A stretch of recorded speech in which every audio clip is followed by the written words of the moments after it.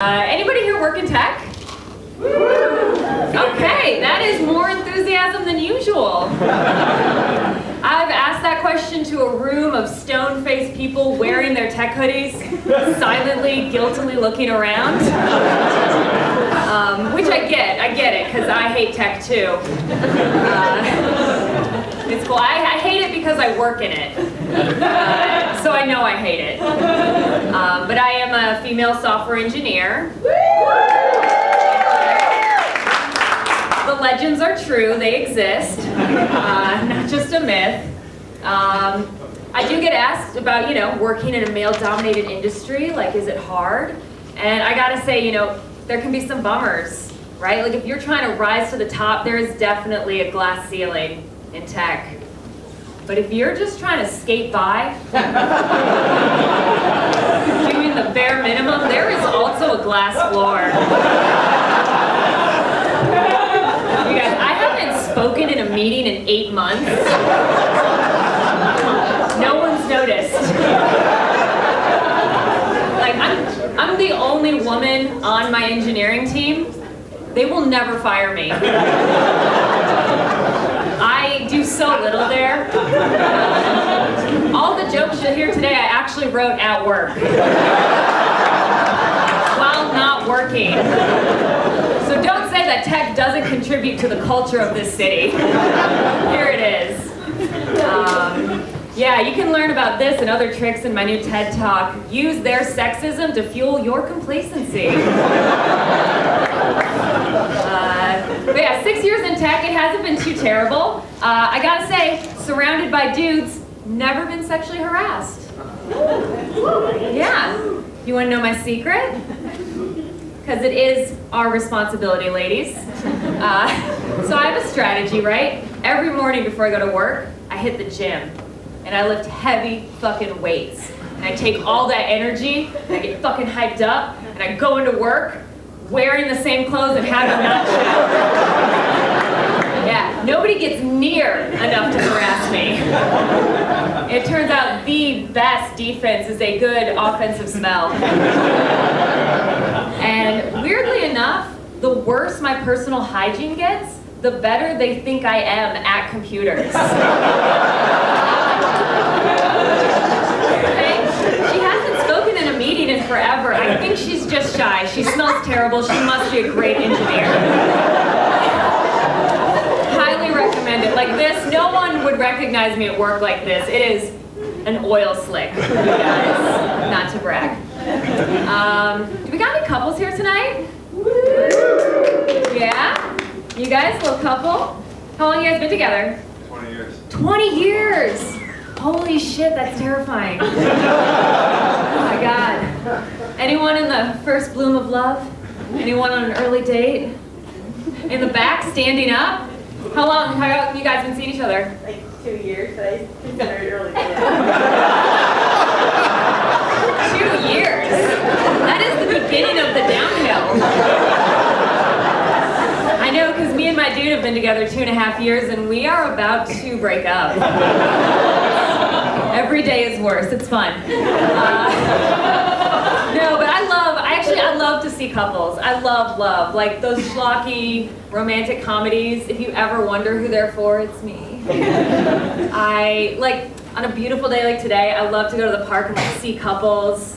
When it's raining, I love to see couples sharing an umbrella.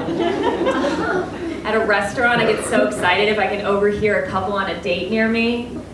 At night, I like to walk around and look in couples' windows. I just love love, it's so beautiful. Don't worry, it's not creepy, I'm a girl. It's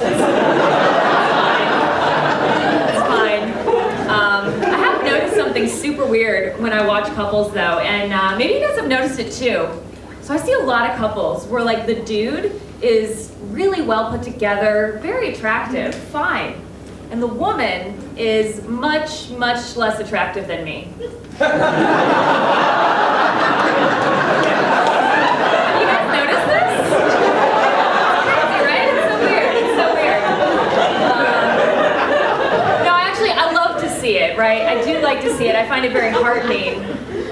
It's good to have an outside objective measure for how shitty my personality must be. Keeps you on my toes. No, I do have a wonderful, wonderful boyfriend. He's just ugly. So I think I can do better. I'm not super excited to get out there, you guys, again. Like, before I was in this, I was not good at dating because it has become an electronic sport. And I was never good at video games. Like, there's just so much writing on texting, right? You have to send, like, sexy texts. And I'm an engineer, man. Prose was never my forte. Maybe you guys can help me out. Like, so this is back in my dating days, and like, I remember one time I'd seen a guy for a little bit, woke up one morning, had a cute text from him that said, "Woke up thinking about you, and now I got a smile on my face." That's sweet, right? So I wrote back, "Thinking about you, and now my hallway's a slip and slide."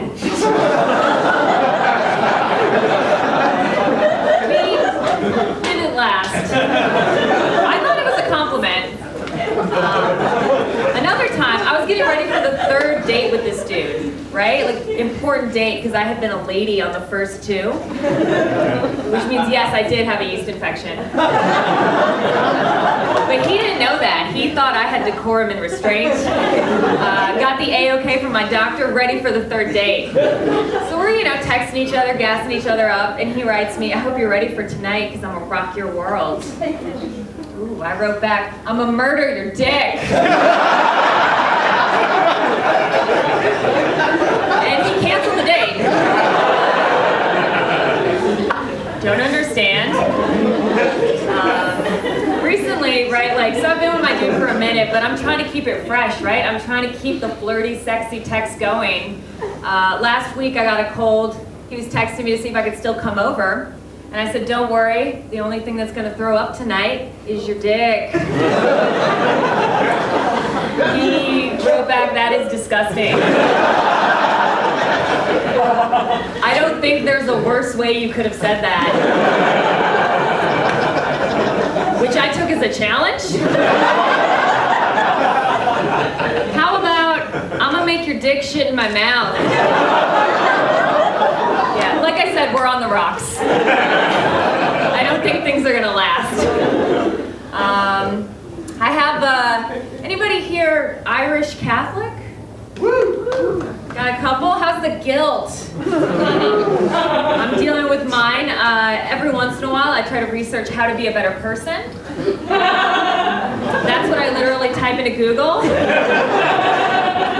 3 days later, I've learned a lot about panther attacks. Nothing about how to be a better person. But I actually, in my research, I have come across this philosophy that I thought was pretty interesting. It's called effective altruism. And it's pretty popular in tech. Maybe you guys have heard of it. It's the idea that all too often when we try to do good for the world, we do what makes us feel good instead of looking at the cold, hard impact of our actions. Right? So let me give you guys an example. So let's say you see a kid with malaria. Oh my God, it's so sad, right? You give that kid money, they're cured, yay. But what if you took that same amount of money, gave it to 3 kids, prevented them from getting malaria in the first place, right? 1 life versus 3. As for that kid who had malaria, fuck him. I don't know, like I said, popular with tech. It's important not to let empathy get in the way of your charity. But I've been trying to apply this to my own life, right? So let's do one more thought experiment. So let's say I got an hour to devote to making the world a better place. Should I spend that hour volunteering in my community? Or should I work and donate the money I made in that hour? What do you guys think? Volunteer or work? Yes, I'm an engineer. I am better with computers than I am with people, and my pay reflects how much we value those in our society. You guys were so close to the work, though, because the answer is I should go to the gym for an hour, keep it tight, so I can marry a tech billionaire and donate his money. Yes, I did the back of the napkin calculations. It's definitely the best choice. So yeah, which is great because other women have been telling me I'm good for going to the gym for years, and now I know they're right. I'm doing these squats for humanity. You guys have been awesome. Give it up for your host.